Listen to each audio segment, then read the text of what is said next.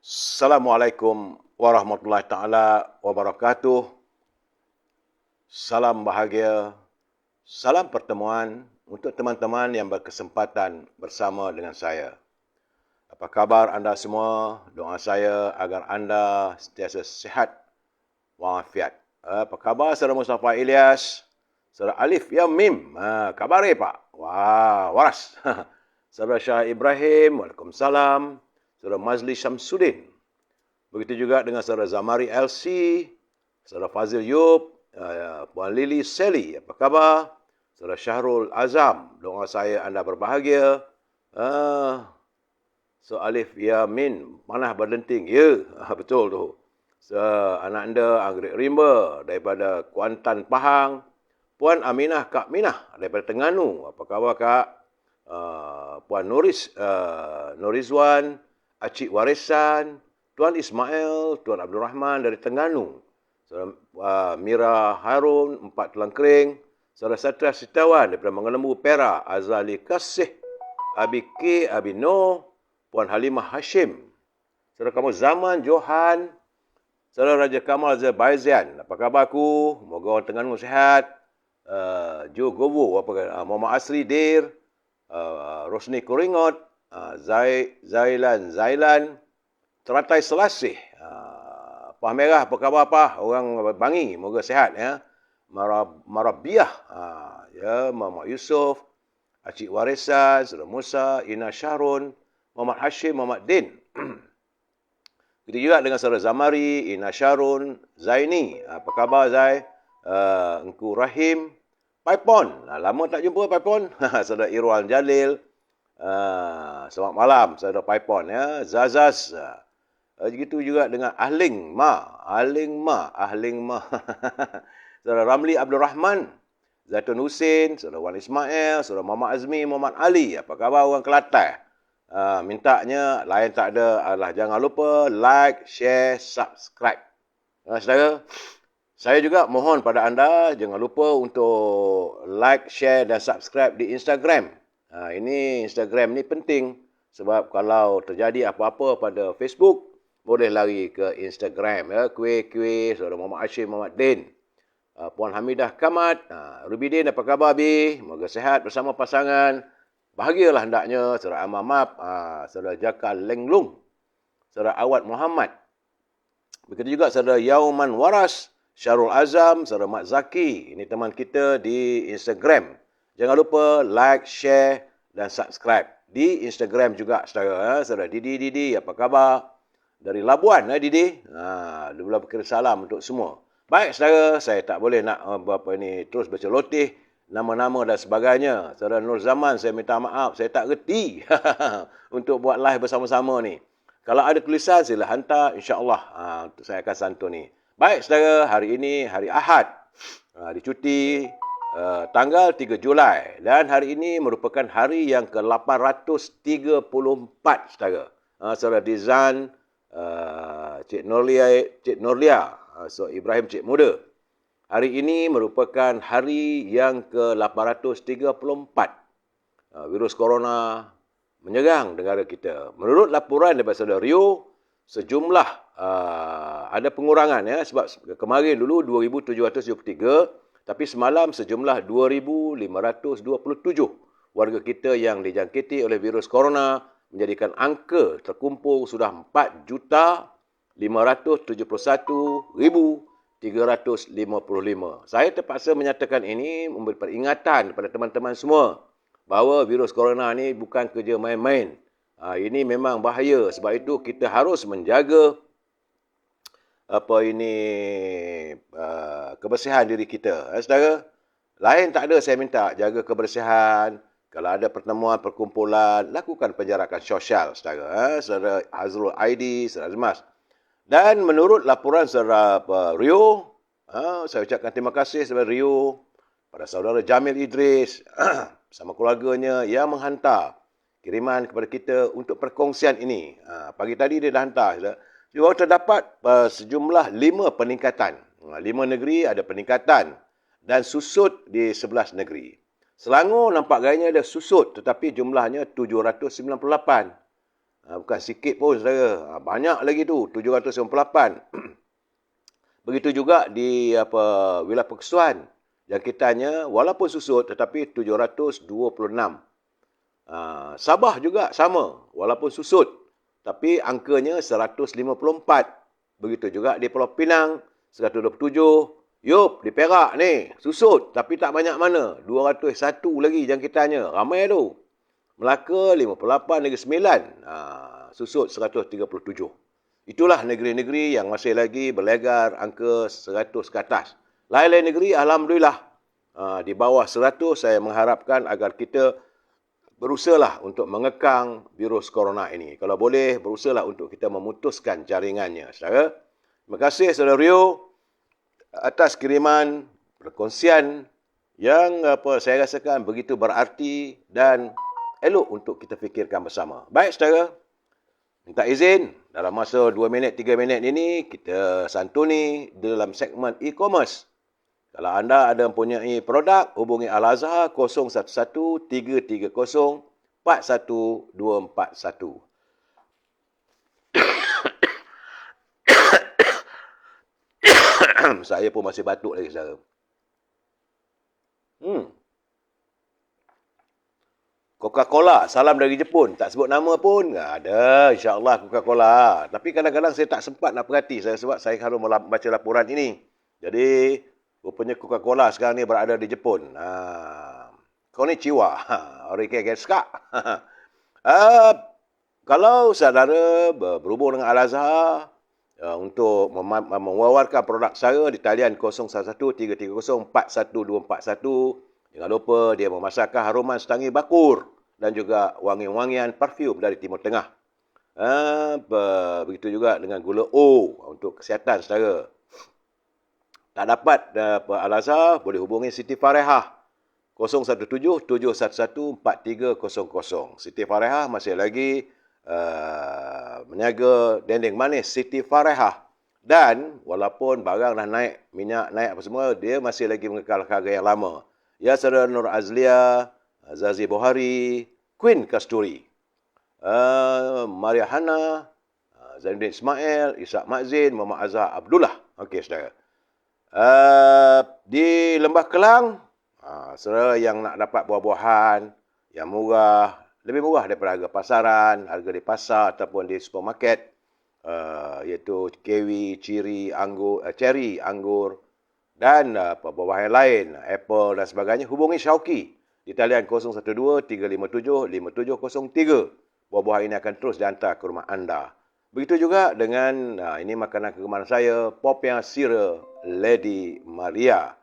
Saudara, Popiah Sira Lady Maria, rasanya rangup, pedas dan manis. Hubungi saudara Nizam di talian 019-435-1203. Harga murah, saya tak boleh bagi tahu berapa harganya. Boleh hubungi Nizam 019-435-1203. So, itulah seketika e-commerce. Ya, saudara ini Queen Kasturi, Rusnin, Syarudin Syahri, terima kasih, Nur Halimi, Mudin Kelantan. Baik saudara, kita masuk segmen naluri kehidupan. Kerana sebenarnya saudara, lisan atau bicara orang beriman, dia mempunyai dua pilihan saja, iaitu bercakap perkara yang baik dan jika tidak mampu, dia perlu diam. Orang Islam yang baik pastinya akan meninggalkan perkara yang tiada kaitan ataupun tiada urusan dengannya. Saudara, hari ini percakapan bukan hanya menggunakan mulut. Ia sudah berpindah kepada tangan. Termasuklah jika kita menulis. Kita menulis di media sosial. Lidah mungkin tidak lagi banyak berkata-kata. Tetapi tangan pula sentiasa sibuk mengambil alih peranan lidah. Melakukan perbuatan yang mengundang dosa fitnah sama manusia. Kita mengetahui setiap fitnah akan membuahkan permusuhan yang besar. Saudara, sehubungan dengan itu, kita perlu berpegang kepada peringatan Allah SWT. Firman-Nya yang bermaksud, sesungguhnya orang-orang yang suka menghebahkan tuduhan-tuduhan yang buruk dalam kalangan orang-orang beriman, mereka akan beroleh azab seksa yang tidak terperi sakitnya di dunia dan di akhirat. Dan ingatlah, Allah mengetahui segala perkara, sedangkan kamu tidak mengetahui yang sedemikian. Ini surah An-Nur ayat yang ke-19. Jadi saudara, saya berpesan pada anda, pada diri saya, ingatlah, semua yang kita ucapkan akan dicatatkan oleh malaikat. Itu selaku pengawas yang sentiasa berada di sisi kita. Awaslah, jika tersalah dalam berkata-kata, ia sangat bahaya kesannya, saudara. Berhati-hati, ya, saudara.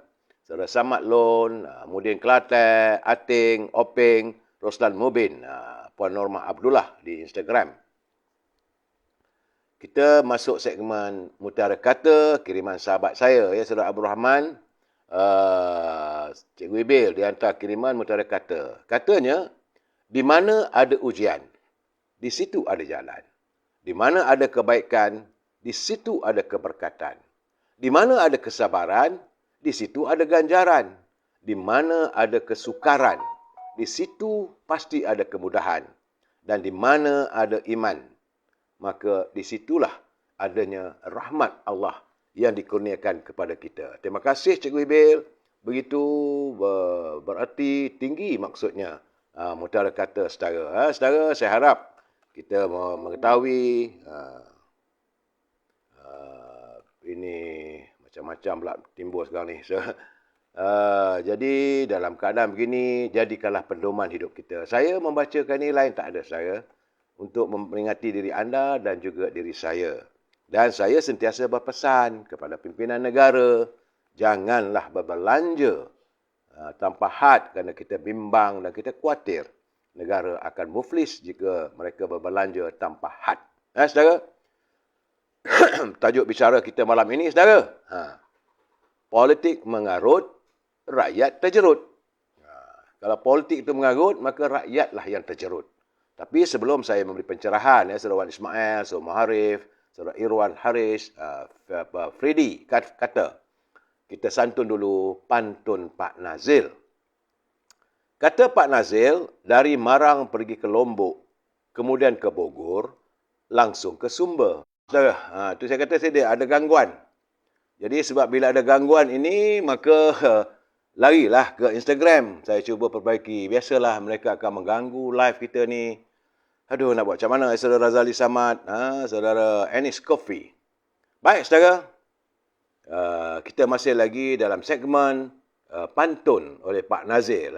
Kata Pak Nazil, Saudara Abdul Rahman, pencerahan biar ke akar umbi. Biar jelas. InsyaAllah saya akan bercuba. Saya akan berusaha lah, saudara dikatong. Saudara Abdul Rahman. Kata Pak Nazil, dari Marang pergi ke Lombok, kemudian ke Bogor, langsung ke Sumber. Ada orang bermuka tembok, kesalahan ditegur, buat selamba. Ini pemimpin kita kadang-kadang ni, bila kita tegur dia buat tak tahu aja. Letih kadang-kadang. Tapi kita tak boleh berhenti setakat itu saja, saudara. Kita harus terus menegur.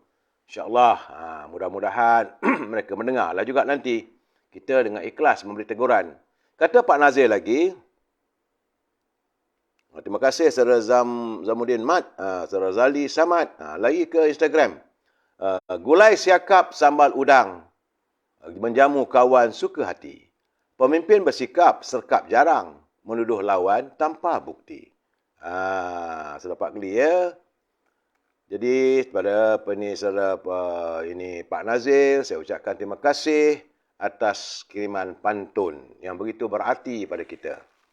Saudara, sebelum saya meneruskan pencerahan, mesti saya memberi peringatan kepada anda semua, bagi mereka yang menyunting semula live saya ini dan dimasukkan dalam pelbagai channel YouTube dan sebagainya, semua itu adalah tanggungjawab anda. Saya tidak bertanggungjawab atas sebarang suntingan maupun komen-komen yang anda berikan. Anda ia melanggar ketetapan oleh Kementerian Komunikasi, Kementerian Penerangan, maka itu tanggungjawab anda. Ingat saudara, sebab saya tak ada kemampuan untuk memantau ke semua komen maupun suntingan anda.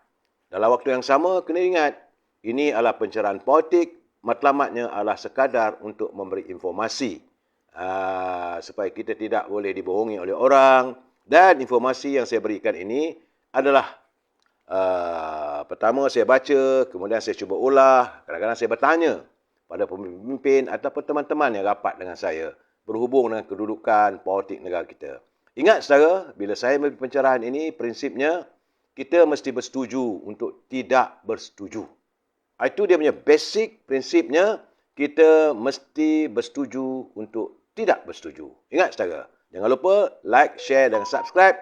Dan jika saudara mempunyai persoalan apa semua, hantarkan dan gunalah bahasa yang baik kerana kita adalah warga cinta damai.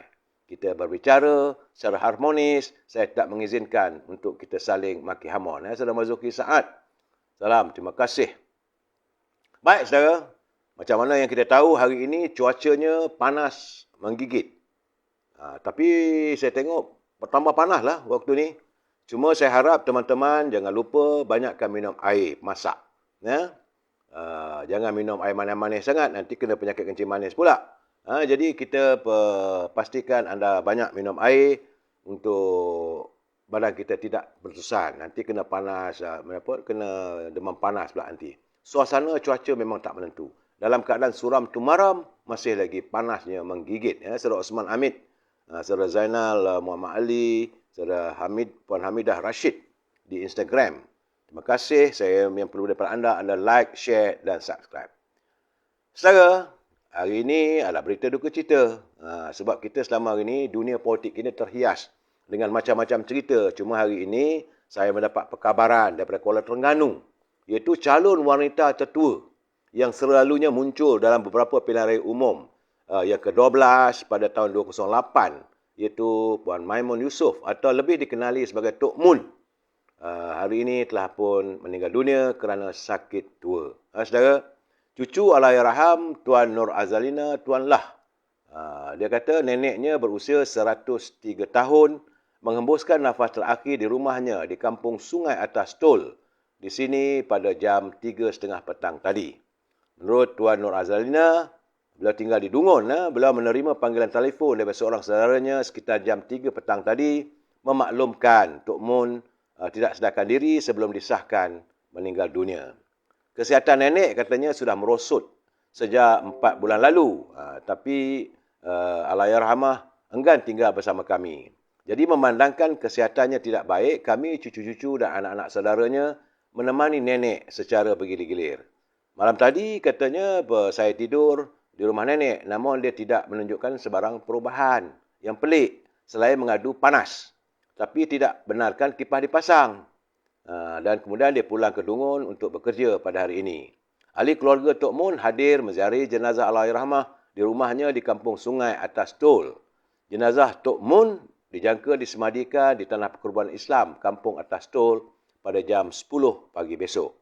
Sebenarnya nama Tok Mun atau Maimun sebelum ini dikenali kerana Allahyarhamah merupakan calon tertua yang bertanding bagi kerusi Parlimen Kuala Terengganu pada pilihan raya umum yang ke-12.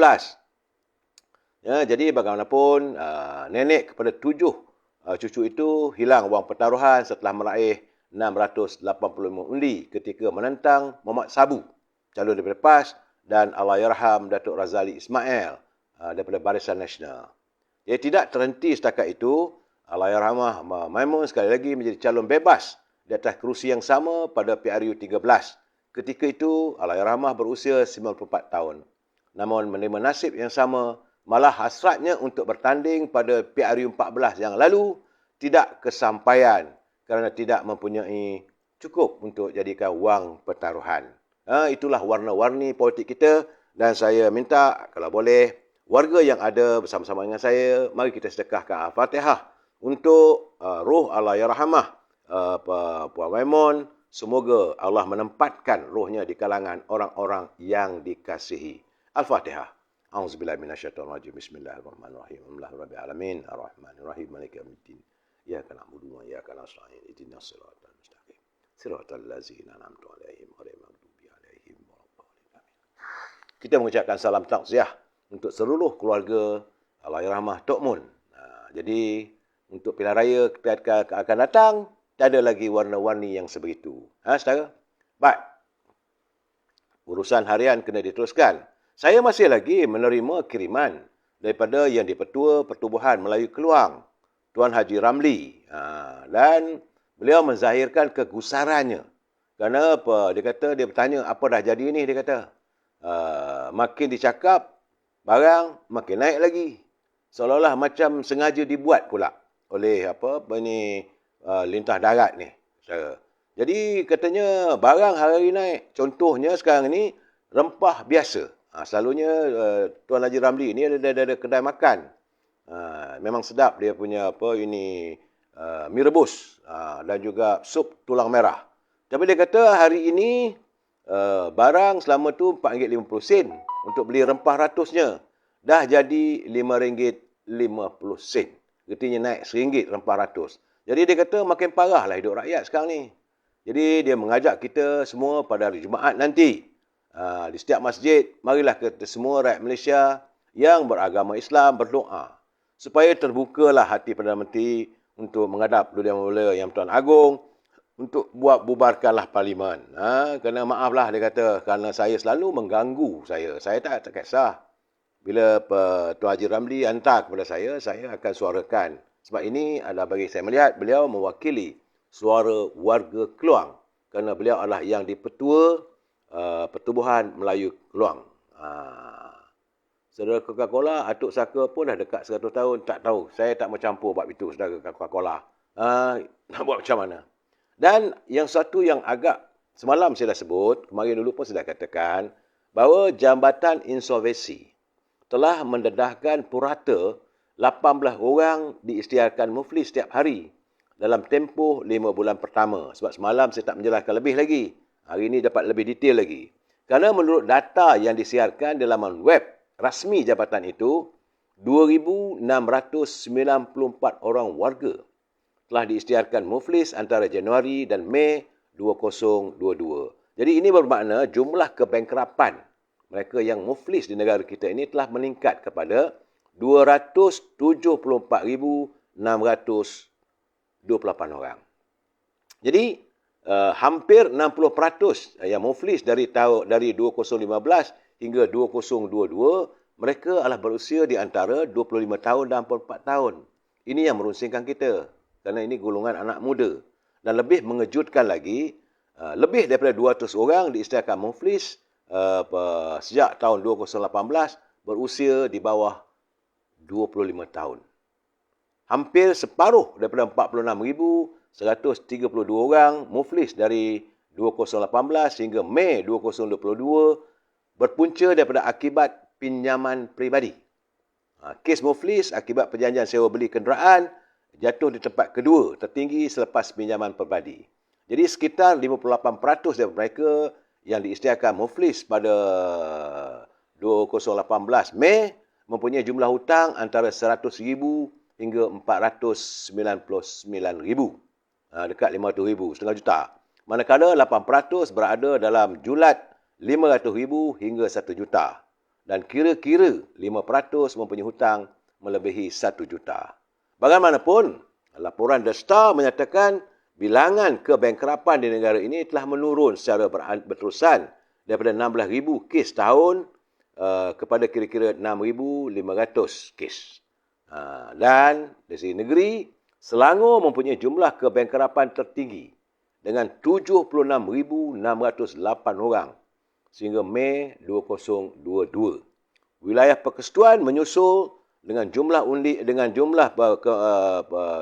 yang bankrupt ataupun muflis 46,876 dan di Johor rupanya 32,441 orang yang telah pun diisytiharkan muflis.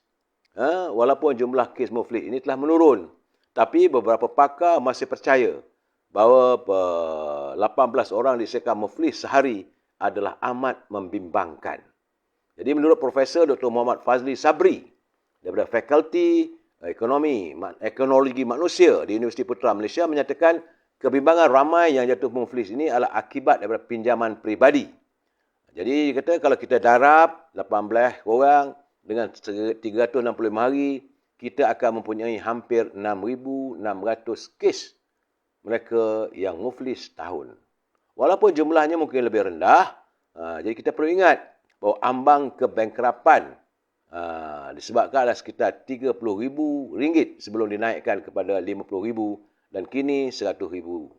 Jadi kita mengharapkan agar pimpinan negara dapat memikirkan bagaimana untuk kita mengurangkan Janganlah kerana pinjaman peribadi, kredit kad dan sebagainya, RM10,000, RM15,000 tak dapat nak bayar, terus disiarkan muflis. Sebab bila dah istiar muflis secara gelap masa depan. Sebab itu beliau menasihatkan agar warga kita supaya mendapatkan nasihat daripada pakar agensi konseling dan pengurusan kredit, AKPK, yang selalu kita tengok dalam iklan dan TV, AKPK, sebelum meminta pinjaman bagi mengelak kemungkinan muflis akibat pengurusan wang yang lemah.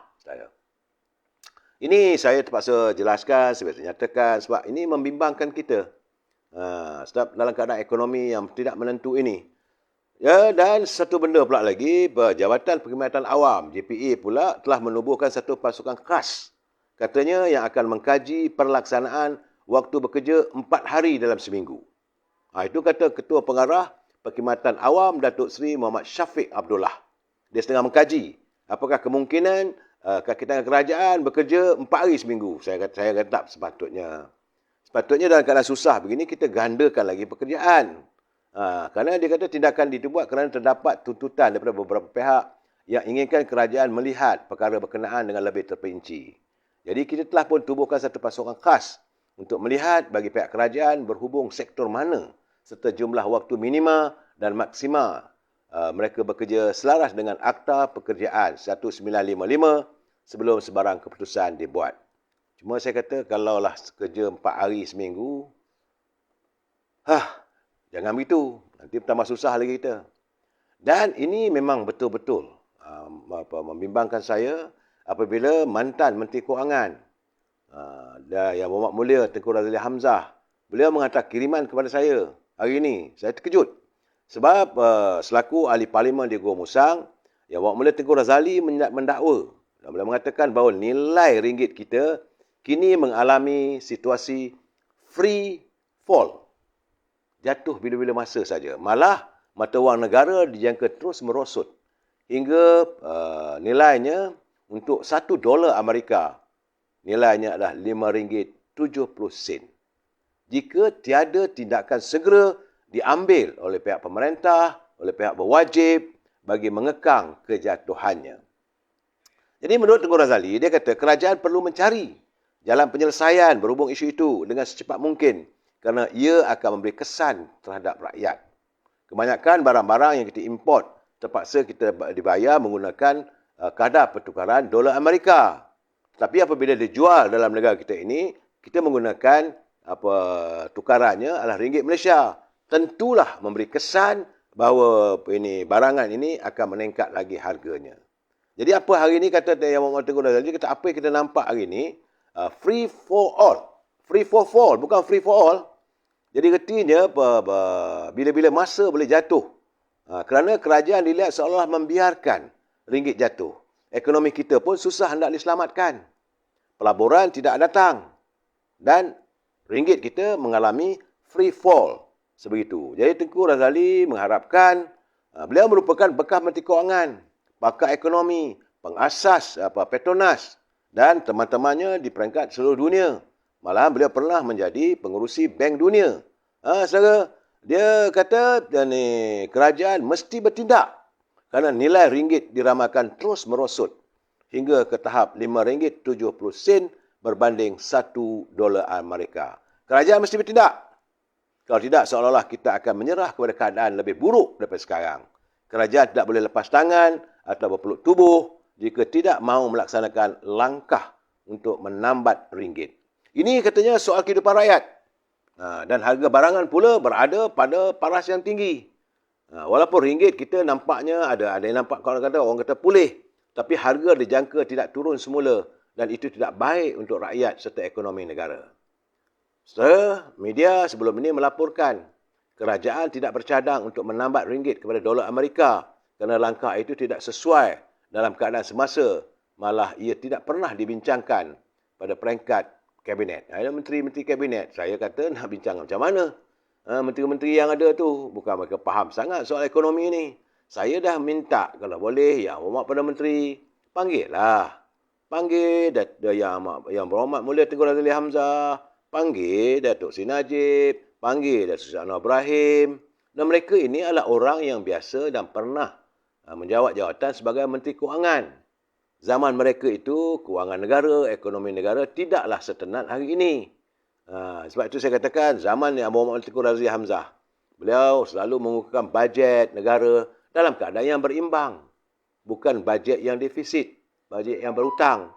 Begitu juga diikuti oleh Datuk Seri Anwar Ibrahim. Juga bajet yang berimbang.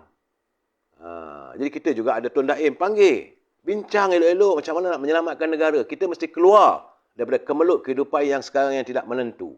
Ya, saya haraplah agar yang memuat Perdana Menteri berlapang dada, teman-teman yang ada di kabinet itu buatlah cadangan. Dan Tengku Zafrul tak payahlah nak tunjuk orang kata akulah tahu segala-galanya.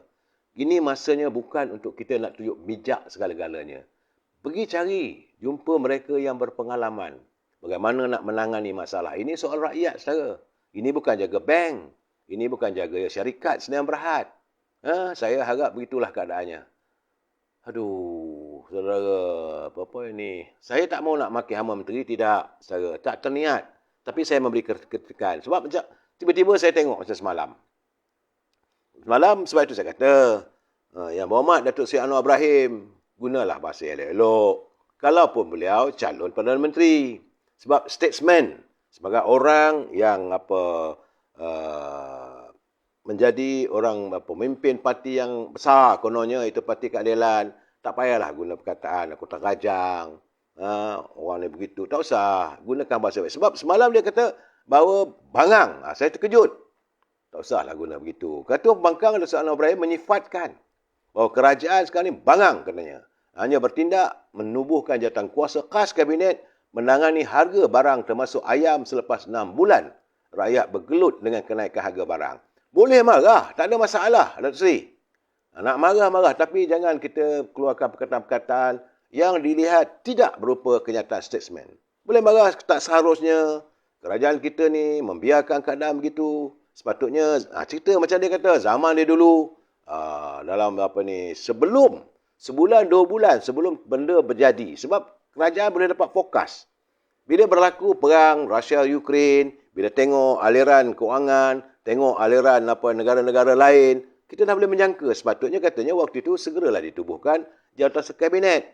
Bincang. Malahan katanya zaman dia dulu, sebulan ataupun 2 bulan sebelum ketibaan Hari Raya, apa-apa sehari perayaan, maka beliau akan memanggil jawatan kabinet yang dibentuk untuk menangani masalah harga barang makanan. Tapi sekarang ni, bila dah terjadi, orang kata dah tergantuk baru tergadah. Jadi saya memang bersetuju dengan pandangan beliau. Tapi cuma saya minta janganlah guna perkataan, kata-kata yang tidak menggambarkan diri kita ni sebagai seorang negarawan, seorang statesman. Yang awak mula Tengku Razli dia kata, ringgit kita sekarang ni nampaknya macam free for all. Tak ada pula nak gunakan kata yang bukan-bukan. Ini jadi kita mengharapkan pimpinan bagi pandangan yang baik. Sebab saya juga melihat jemaah menteri yang ada sekarang ni dalam keadaan yang saya katakan segala-galanya cacat marbah. Sebab mereka tiada latar belakang ekonomi yang mantap dan tuntas. Yang ada macam Tengku Zafrul, dia jaga bank dan belum lagi menyerlah pemikiran dari segi ekonominya. Itu saya rasa begitulah Saudara Mak Yusof, Saudara Kamal Zaman, Cik Rosli, Saudara Rozi Johari, Saudara Kamal Hassan. Saya tahu saudara mengatakan bahawa kepala bapa kau tu kita pun tak setuju. Dulu pun saya kata. Kita pun memberi kritikan masa itu. Waktu Datuk Seri Najib melafazkan kenyataan kepala bapa kau ataupun haram jadah, kita kata jangan. Seorang statement tak boleh begitu. Sebab itu saya kata orang yang begitu berhalus mungkinlah kerana latar belakangnya dari istana. Yang bawa mula Tengku Razli Hamzah, dia tak kata begitu. Dia marah tu marah jugalah. Habis-habis kalau dia marah sangat, cis! Itu dia marah sangat lah tu. Jadi saya haraplah pimpin. Dalam keadaan sekarang ni, ini bukan masa untuk kita menunjal. Bukan masa itu kita menunding jari. Yang sudah. Kita santun ni sekarang ni. Sebab itu saya marah sekarang. Saya nampak macam ni, kenyataan ambiga. Bila dia menyanggah Duli Yang Mulia Sultan Johor. Saya rasa ini kenyataan yang biadab. Betul, dia orang yang pakai undang-undang. Benar. Dulu Yang Mulia Sultan Johor ada memberi pandangan, memberi peringatan berhubung dengan kenyataan daripada pemuda DAP untuk mengajukan satu demonstrasi. Jadi dulu Yang Mulia mengingatkan. Jadi janganlah sampai, bukan dia kata nak buat sama rata, tidak. Jangan buat demonstrasi. Ini bukan budaya negara kita. Jadi bimbang nanti. Boleh jadi perbalahan sebagaimana yang pernah terjadi. Kejadian hitam negara kita. Iaitu 13 Mei. Tiba-tiba Ambiga boleh menyanggah. Kita rakyat biasa tak boleh lah begitu. Saya haraplah mereka yang rapat dengan Ambiga kena berhati-hati. Betul, anda tidak punya raja. Tapi bila anda menyanggah Sultan Johor, anda juga menyanggah, menghiris hati warga bangsa kita. Warga bangsa Melayu. Kami tak redha Sultan kami. Walaupun saya orang Perak. Tapi dulu Yang Mulia Sultan Johor itu Sultan. Raja-raja Melayu. Tempat rakyat bernaung. Jangan bila susah, kamu cari raja. Bila kamu rasa kamu hebat, dia kata bila rakyat biasa ini menyanggah tuanku, saya tak boleh terima. Kerana kata Ambiga, perbezaan antara kedua-duanya cukup jelas. Sama ada merusuh satu kesalahan jenayah.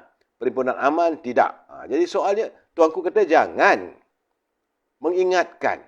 Tapi mereka hendak juga lakukan juga. Kita tahu Ambiga ialah bekas pengurusi kumpulan reformasi pilihan raya bersih.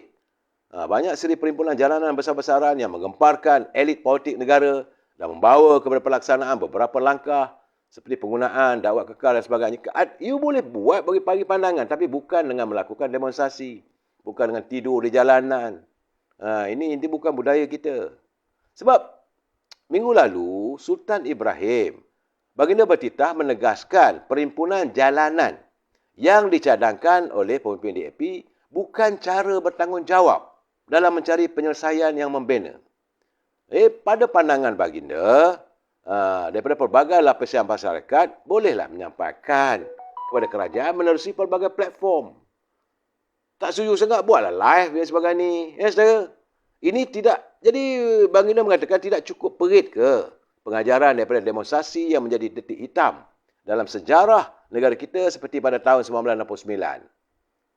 Jadi dia kata tak sama, betul. Tapi baginda mengingatkan, who are you nak mencabar? Jadi sebab saya bukanlah untuk menyemarakkan api kebencian, tidak.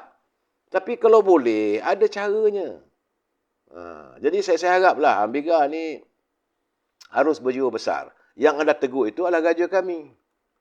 Kita dengan tuanku. Sebab itu dulu-dulu pun saya kalau ada kesempatan main golf dengan tuanku. Kalau orang lain main golf dengan tuanku, merungut dan sebagainya, lupa dia punya adat dan budaya, saya marah.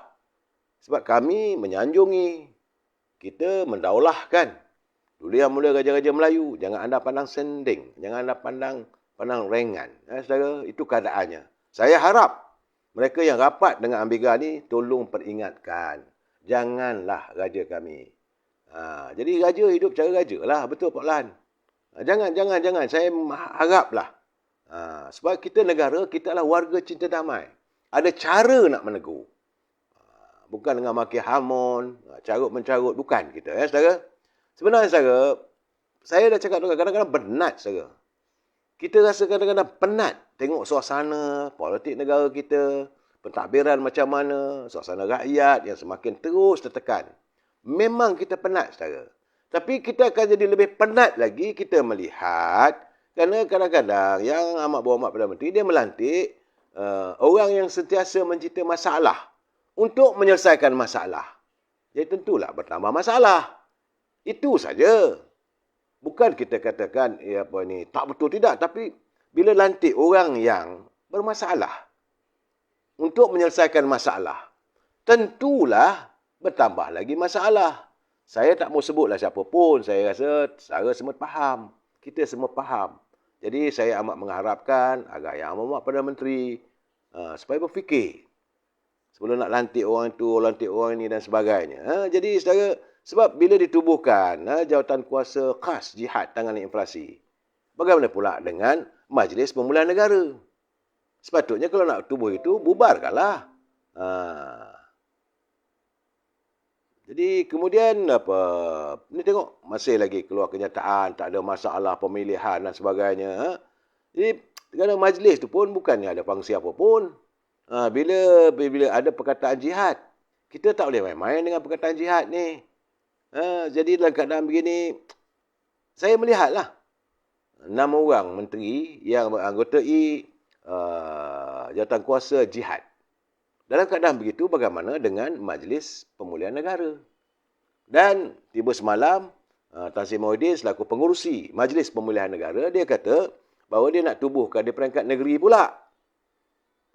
Kita nak tahu buat apa. Kita nak tahu apa solusinya. Sebab itu yang Muhammad Tengku Razali, dia kata kerajaan kena bertindak sekarang. Bukan main cakap, bukan hanya mencari jalan, tunjuk begitu je. Tak ada. Kita mesti action oriented. Ini keadaannya. Malahan, tengok saudara. Apakah ada prioriti dalam keadaan negara kita? Kita nak katakan ada pilihan raya. Jeda waktu untuk pilihan raya umum sekitar setahun aja. Itu kalau sampai habis. Kalau yang Perdana Menteri merasakan lebih baik buat lebih awal, sebulan ke, 2 bulan lagi ke. Kalaulah seandainya ditangguhkan sampai habis jeda waktunya, setahun. Jadi dalam masa setahun tu, apa prioritinya kita untuk melantik seorang timbalan Perdana Menteri? Ataupun melantik menteri-menteri yang baru? Setahun. Tak ada keperluan. Malahan tak ada keperluan lah untuk melantik jawatan-jawatan baru. Cukup-cukuplah rakyat melihat bagaimana anggota kabinet sekarang adalah kabinet yang terbesar. Nak berbanding dengan jumlah kabinet menteri-menteri di negara China, di England, di Amerika pun tak seramai kita. Sedangkan rakyat mereka begitu ramai. Macam di India, macam di Indonesia. Kita teramai saudara. 70 orang, 72 orang. Malah lantik pula orang ni jadi duta, bertaraf menteri. Jadi semua ini adalah melibatkan wang rakyat. Wang pemungut cukai. Kita yang membayar cukai itu wang rakyat. Seharusnya wang ini digunakan untuk memperbaiki kehidupan rakyat, tambahan untuk membantu dan sebagainya. Bila kita minta dipotong gaji, mereka pula menyanggah kita. Jadi soalnya, adakah mereka benar-benar prihatin tentang untung nasib rakyat? Dalam keadaan sekarang ni, PRU dekat. Apa yang lama pun setahun. Jadi, apa keperluannya bila Tan Sri Muhyiddin, dia kata dia jumpa dengan yang awak Perdana Menteri 3-4 hari lepas, ada perjanjian, beliau mahu supaya Perdana Menteri menunaikan perjanjiannya. Kemudian dia akan tetap meminta supaya jawatan Timbalan Perdana Menteri diberi pada parti PBM. Kemudian sebab Zuraidah ni keluar daripada parti PBM, maka hendaklah diganti dengan anggota daripada PBM. Jadi sebab itu saya dah cakap berkali-kali saudara, Parti Pribumi Bersatu ni lain dia tak ada minta, lain tak ada. Dia tak fikirlah rakyat hidup susah sekarang ni, wang yang tak berapa seberapa, dia fikir jawatan. Lain cerita tak ada, jawatan. Aku nak jadi menteri, aku nak jadi timbalan menteri, aku nak comeback. Aku nak jadi Perdana Menteri pula. Dia tak peduli. Sedangkan rakyat dah tengok waktu dia jadi Perdana Menteri dulu, dia gagal. Gagal menangani negara yang terjebak dengan pelbagai masalah. Dah gagal sudahlah, tak ada masalah. Kita kata tutup buku lah. Sepatutnya saya kata, Tan Sri Muhyiddin ni berehatlah, bercuti. Tak juga. Nak juga terlibat dalam politik. Kemudian tuntut Perdana Menteri. Ini membuatkan jawatan ni, mengakibatkan yang amat bawa Perdana Menteri dalam keadaan yang sulit. Tak ikut nanti tarik sokongan. Jatuh pula kerajaan. Diikut pula, apa keperluannya? Ini yang harus dilihat. Tapi hairannya, kalangan menteri-menteri daripada UMNO ni tak nak bercakap pun. Tak berani nak menyanggah pun. Itu yang saya hairankan. Sebab itu saya lihat macam speaker Dewan Undangan Negeri Johor, Datuk Muhammad Fuad Zakasi, dia terus terang dia lantun aja. Dia kata convention di Sabah, bosku kata ada 4 jenis ahli UMNO. Setelah BN kalah PRU 14, satu daripadanya ialah mereka yang masih bersama dalam UMNO tetapi bercakap seperti mereka orang bersatu. Mereka jadi juru bicara, juru cakap bersatu. Kita tahu saudara, ahli-ahli UMNO semua kenal dan faham. Kena ingat saudara, kenyataan Tan Sri Muhyiddin yang saya tak nampak orang UMNO boleh memaafkan. Bila dia kata UMNO adalah parti perompak, parti penyamun, dan parti kelongkang.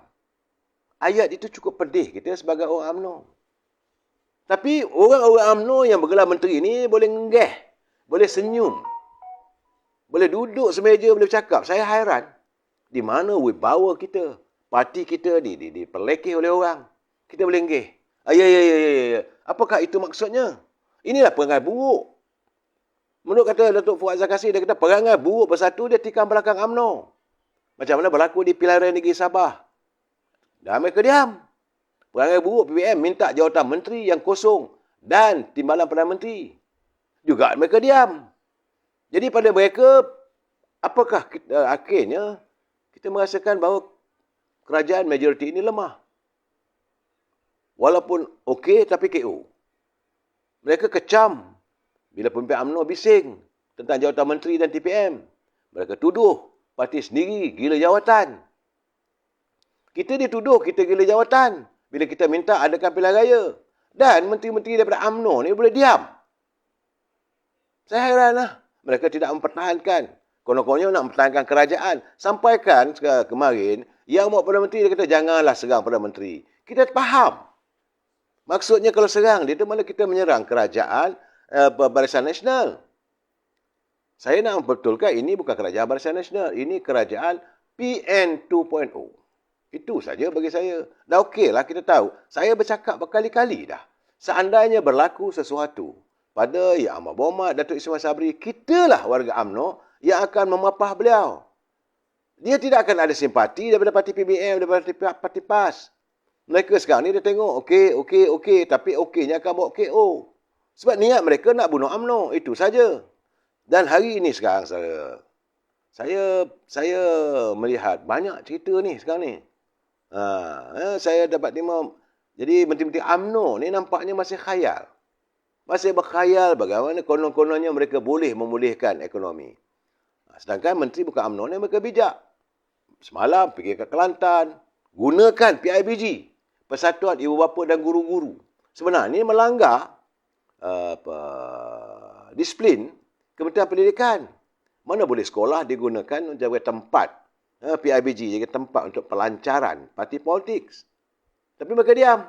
Ialah kerana sekarang ni menterinya datang daripada Persatu. Itu keadaan secara.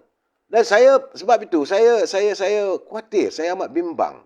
InsyaAllah, kalau tak boleh besok, mungkin lusa. Saya akan mula membuka satu persatu apa nak jadi pada negara kita ni. Dan kedudukan, orang UMNO kena ingat, jika berlaku sesuatu dalam musim pilihan raya akan datang, ke mana kita? Takkan kita nak jadi pengemis di bumi kita sendiri. Tadi saya menghadiri mesyuarat duit tahunan veteran UMNO. Warga veteran UMNO menzahirkan kebimbangan melihat pergolakan yang berlaku dalam UMNO sekarang. Kita veteran ni, kita tak niat pun nak pegang jawatan. Jadi mereka yang dah usia 60 tahun, 70 tahun, sudahlah. Tak payah fikirlah nak jawatan. Kalau boleh kita cari yang muka-muka baru dan sebagainya. Janganlah kita wujudkan benda yang buruk. Saya bercakap tadi, saya katakan, saya cakap terus terang, saudara. Untuk setakat hari ini, kita di Semenanjung. Semua ada kerusi 222. Di Semenanjung kita ni, 176 kerusi parlimen. Lebihnya 55 tu, kita ada 167. 55 di Sabah dan Sarawak. 31 di Sarawak dan 24 di Sabah. Daripada 67 ni saudara, jangan lupa. Sebab saya tengok pola-pola politik, tak usahlah nak buat macam mana pun. Sebab tu saya kadang-kadang marah dengan MCA, MIC ni. Jangan lupa cakap aja. Akhirnya mereka menenggik juga di bau UMNO. Sepatutnya mereka berusaha untuk mencari kawasan-kawasan yang dimenangani oleh parti DAP. Tidak. Mereka biarkan saja kerusi parlimen di Ipoh Barat, kerusi parlimen di Ipoh Timur, di Teluk Intan. Ya, saudara, di Pulau Pinang memang langsunglah mereka tak usik. Begitu juga di Taiping, di Teluk Intan, di Kuala Lumpur, berselerak. Memang kita berusaha untuk mencari, nak ambil balik, nak tebus balik. Tapi kalau tindakan MCA, MIC tidak menyantuni pengundi-pengundi bukan Melayu, sejauh mana kita boleh menang? Dan sebab itu saya katakan bahawa DAP mereka dah ada modal. Modal mereka 42 kursi parlimen. 167 tolak 42. Tinggal 125. 125 kursi saja. Ini di Semenanjung. Saya tak cakap tentang di Sabah dan Sarawak. 125 kursi inilah yang jadi rebutan antara UMNO, Keadilan, PAS, Amanah, Bersatu, Pejuang, Muda dan sebagainya. Daripada 127 ini saudara, saya nak bagi tahu terus terang. Kita kena sedar diri. Kita kena sedar diri bahawa kerana mereka bersekutu dengan DAP, maka pengundi-pengundi bukan Melayu juga akan memberi undi kepada mereka. Sukar menang, kita akan berusaha untuk menebus kembali kursi di Ampang. Tapi dari segi pola pengundinya, bukan Melayu di Ampang itu lebih kurang 45%. Begitu juga di Pandan.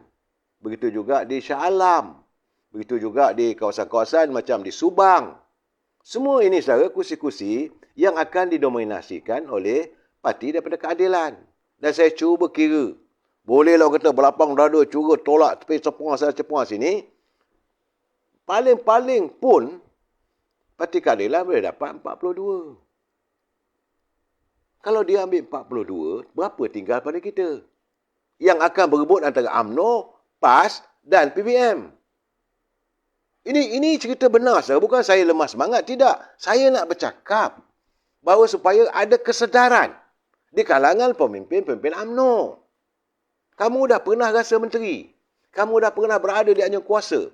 Sampai masanya santuni, kukuhkan perpaduan kita. Bukan membina perbalahan.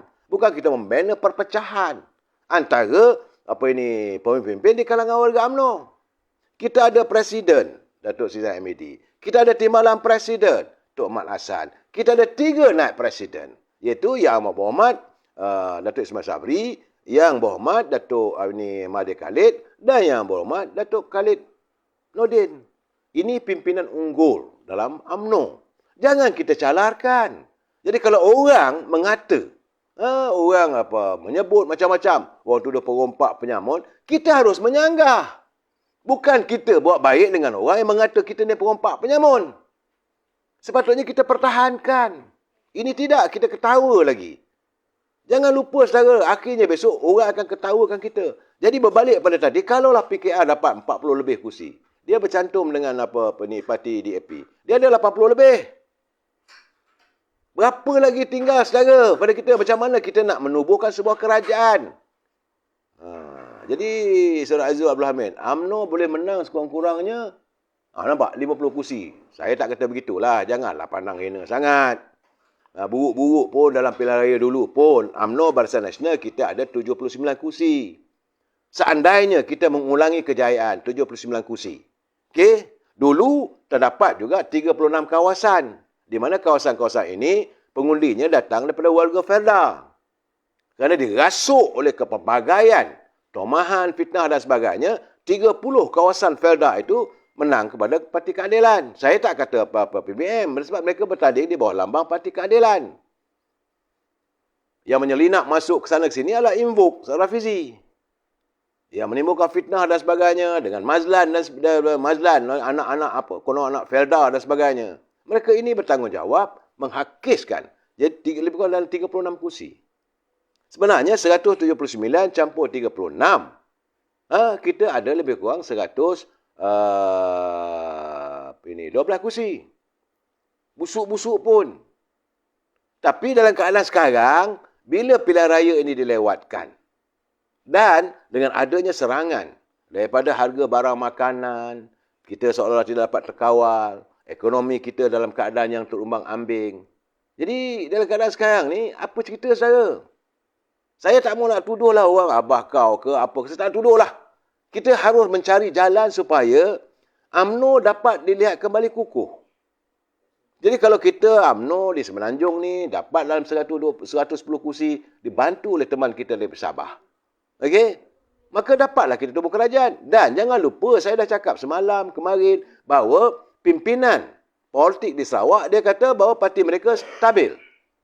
Gabungan Parti Sarawak, dia stabil. Bahawa dia kata mereka hanya akan menyokong, akan bersama dengan parti yang majoriti. Sebab itu kita kena berusaha. Tapi ini tidak.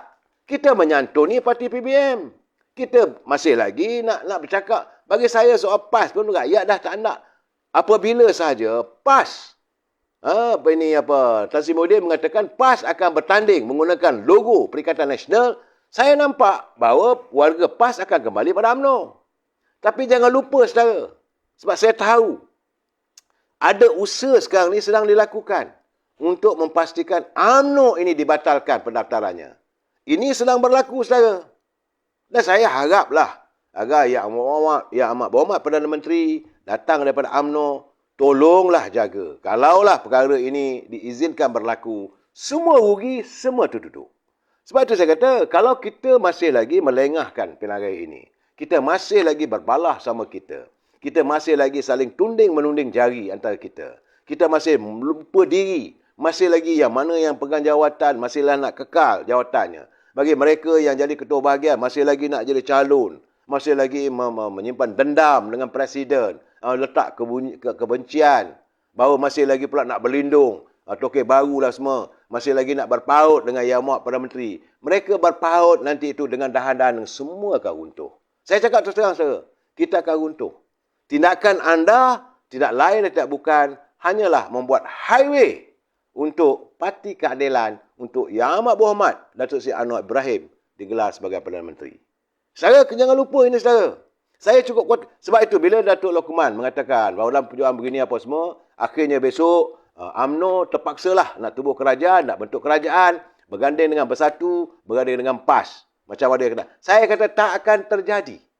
Sebab keyakinan rakyat tidak mungkin. Macam mana PBM nak menang? Sedangkan macam di Paguh. Datuk Ismail, dia dapat 16,000, dia kekal. Kerana Tan Sri Muhyiddin dulu dia bertanding, dibantu oleh Parti Keadilan, dibantu oleh undi-undi daripada DAP. Ini realiti. Dan kalau ini berlaku, mereka ni macam mana mereka boleh menang? Kawasan-kawasan sekarang ni, daripada PBM itu, semua kawasan-kawasan yang dibantu oleh DAP. Dia tak usah nak buat macam mana pun, saya akan berusaha untuk mengkaji, melihat. Tapi bila saya tengok benda ni, mulalah tekanan darah tinggi. Ini gambaran, kita minta lah supaya ahli-ahli, kita sebenarnya peringkat akar umbi, kita tunggu. Kita tawaduk, husnuzun dengan pemimpin, bersangka baik. Tapi kalau pemimpin 3-4 kerat yang atas tu, mereka tak tahu tindakan mereka. Tidak lain, tidak bukan nak menghancurkan UMNO. Apa akan jadi bila kita tak ada kuasa nanti? Saya tahu saudara Azhar Rabu, PH kencing. Memanglah hancing. Tapi jangan lupa, mereka tidak bertanding di bawah PH. Saya dah bagi tahu, saudara lihatlah. Saya melihat daripada kenyataan-kenyataan, tiap-tiap apa yang dia buat sekarang ni, Parti Keadilan akan bertanding di bawah parti mereka sendiri. Saudara jangan lupa, saudara. Dan waktu itu, air mata sudah tidak berguna lagi. Jika ini terjadi, kita apa nak ditangis lagi? Apa nak kita tangiskan lagi apabila kuasa tak ada lagi? Maka jadilah warga UMNO ini kupang tembaga. Jadilah kita ini orang tidak ada nilai. Sebab saya dah bercakap dulu lagi saya. Sebab itu sebab kawan-kawan kata, kenapa tidak ia bertanding? Saya kata saya tak mahu. Apalah artinya saya nak bertanding jawatan dalam parti kalau parti saya kalah? Saya lebih suka mempertahankan parti saya.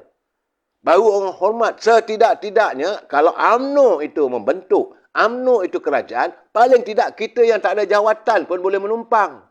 Tapi kalau kau jadi ketua bahagian, kau jadi ketua pemuda, kau jadi ketua wanita, kau jadi timbalan ketua bahagian, itu ini, kau aja majlis tinggi. Apa artinya kalau parti kamu kalah? Ini yang membuat saya naik tekanan darah saya ni. Sebab dia orang tak faham. Yang mereka pentingkan diri mereka. Yang mereka pentingkan jawatan mereka. Mereka lupa bahawa ini parti ni sanggup mereka korbankan hanya untuk memenuhi desire mereka. Sebelum saya naik angin lagi, saya minta maaf saudara. Kita jumpa lagi malam besok. Wabillahi taufiq wa hidayah. Assalamualaikum warahmatullahi taala wabarakatuh. Selamat malam.